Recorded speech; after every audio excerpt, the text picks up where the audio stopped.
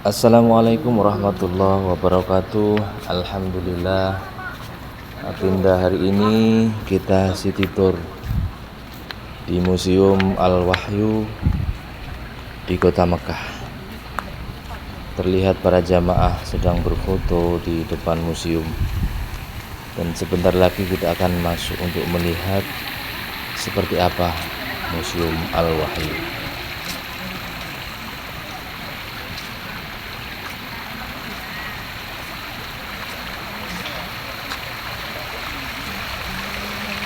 Ayo, Ibu.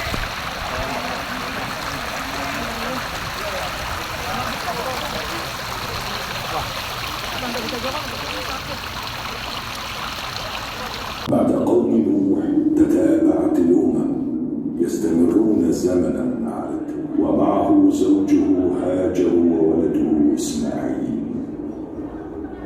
وفي مكة عاش إسماعيل بن إبراهيم عليهما السلام ورفع قواعد البيت بالحج.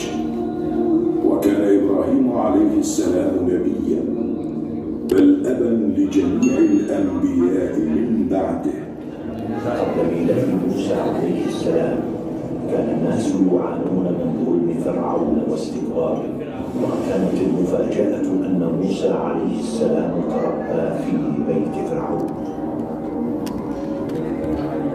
لما كبر موسى عليه السلام وبلغ 40 سنة أوحى الله تعالى إليه وكلفه بدعوة فرعون إلى الدين الحق وترك الكفر والظلم، وأرسل معه أخاه هارون عليه السلام نبيا. لكن فرعون وقومه قابلوا الدعوة إلى التوحيد بالسخرية والاتهامات الكاذبة. وطئ الوحي الذي جاء به موسى عليه السلام فكذبه وأراد هلاكه، فأغرق الله فرعون وقومه في البحر.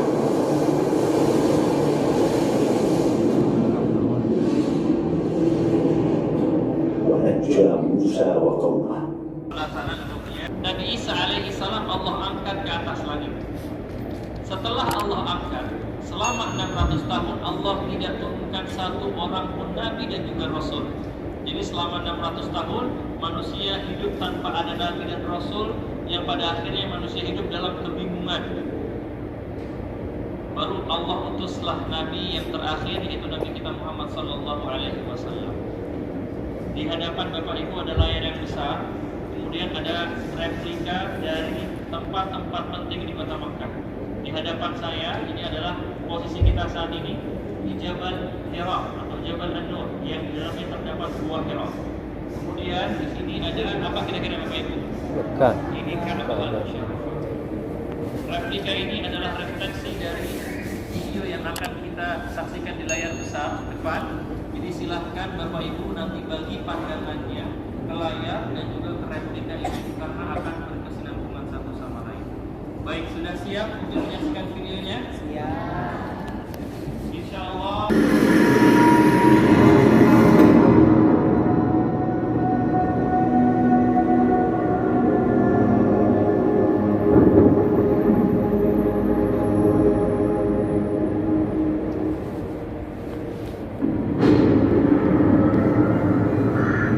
قرابة 600 سنة مرت منذ أن رفع عيسى عليه السلام عن الأرض ولم يبعث نبي، وأخذ الناس يبدلون أحكام السماء، وحلت محلها أوحال الأرض شيئا فشيئا،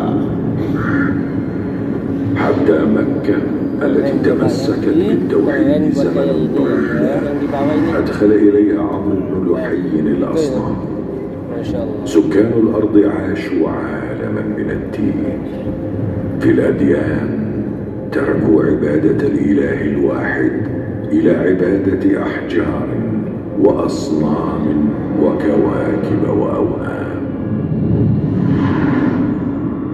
في الأوطان ثارات جاهلية وحروب بلا قضية، وفارس والروم والهند والسند يأمنون تحت وطأة الطبقية. في الإنسان حيرة في المبدأ والمصير، وأد بنات ومقارفة منكرات، أجساد أحياء وأرواح أموات. في الحديث القدسي قال الله تعالى: وإني خلقت عبادي حنفاء كلهم وإنهم أتتهم الشياطين فاجتالتهم عن دينهم وحرمت عليهم ما أحللت لهم وأمرتهم أن يشركوا بي ما لم أنزل به سلطانا، وإن الله نظر إلى أهل الأرض فمقتهم عربهم وعجمهم إلا بقايا من أهل الكتاب. لم يكد يبقى من معالم ملة إبراهيم إلا ما حافظ عليه أهل مكة بحفظ الله الكعبة والحرم لهم. جعل الله الكعبة البيت الحرام قياما للناس، فبقي الناس معظمين للكعبة، وبقيت الكعبة مثابة للناس وأمنا. لكن شقيا أغاضه ذلك المعلم الشامخ. يأتي أبرهة مليئا بالمطر محاطا بالجنود والأخيار، يسابق نهيمها في السماء تبيعها على الأرض. وتفر قريش وقائدها عبد المطلب إلى الفجار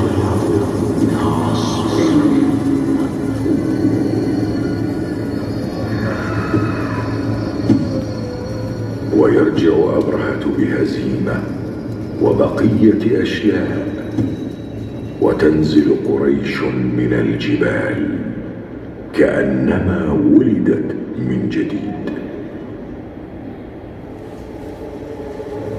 كتب السماء تخبر إنه نبي، رسل الله تبشر،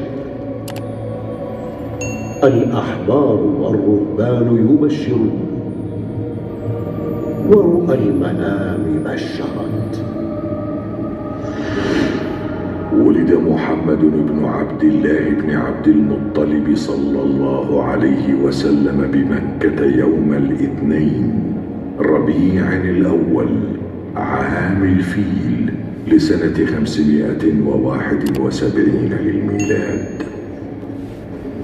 ولد meminta dan menyuruhnya mengambilkan apa yang dibutuhkan.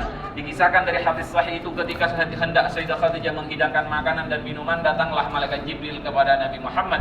Ya Muhammad, fa idza hiya atatka, nanti ketika istrimu sudah sampai di depanmu, fa aqra 'alaiha salam min rabbiha wa minni. Sampaikan ada salam dari Allah dan dari saya kepada Nabi Muhammad untuk disampaikan kepada Sayyidah Khadijah. Begitulah kemuliaan dan akhlak mulia yang disampaikan dan dihaturkan kepada Nabi Muhammad. Semoga kemuliaan akhlak beliau Allah kurniakan kepada kita semuanya ya. Istri-istri kita, anak cucu kita. Kita ikuti step selanjutnya. Baik ya para jemaah, di lemari kaca ini ada mushaf atau Al-Quran yang tulisannya dinisbatkan kepada Sayyidina Utsman radhiyallahu anhu, di mana kodifikasi Al-Quran final pada masa Sayyidina Utsman radhiyallahu anhu secara sempurna 30 juz.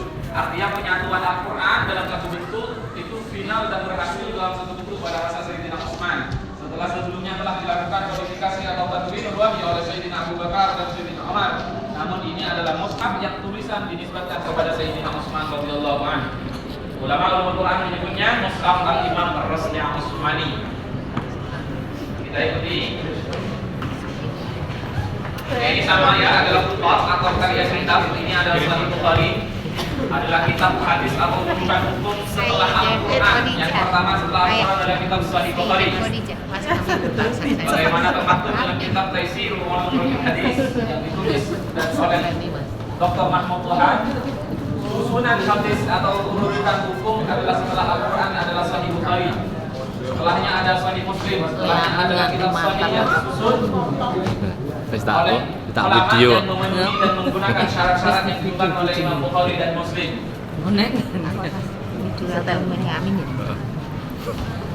Aku Sayyidat Khadijah nggak boleh letak soal. Baik ya, yang terkenal menarik di lemari kaca di depan kita ini ada mushaf, yang ini asli ya. Ini asli. Kami menyebutnya mushaf sulam, mushaf jahit karena Al-Quran di depan kita ini sempurna 30 juz, ditulis dengan cara dijahit pakai tangan. Dijahit menggunakan jarum dan benang sebagaimana alat sederhana tergambar di lemari kaca. Ini kami menyebutnya mushaf jahit. Dan luar biasanya lagi, Al-Quran yang ada di depan kita ini ditulis oleh seorang wanita yang sekarang beliau masih hidup.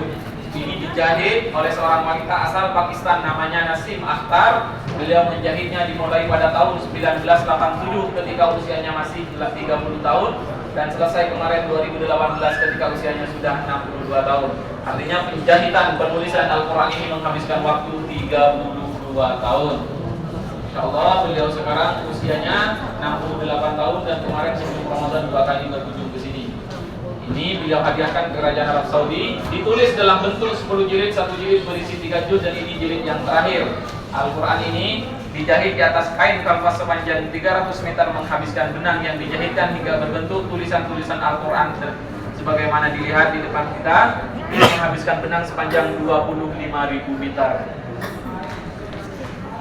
Silakan ya. Mohon jangan diperhatikan dulu, kita secara bersamaan.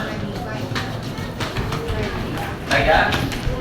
Silakan diperhatikan di samping kanan para jemaah, di situlah Jabal Nur yang asli. Di puncaknya yang terlihat orang berdiri di sana adalah teman-teman jemaah yang sedang mendaki di atas ya. Itu yang terlihat kecil-kecil. Jelas ya? Terlihat ya? Nah itu adalah para jemaah yang kayak paku-paku itu. Bukan paku gunung, itu adalah para jemaah yang sedang berdiri di puncak sana. Dan di lampu-lampu jalan yang ada di samping kita ini adalah jalur pendakian yang sedang dibangun. Insyaallah kita mendakinya lewat jalur parkiran sebelah sini nantinya. Kita ke atas sudah dibangun terminal di sana. Insyaallah sudah bisa dilalui mobil tapi khusus para pekerja. Kenapa? No, Jabal Nur. Baik ya, para jemaah silakan untuk bergabung sampai di sini kebersamaan semoga menjadi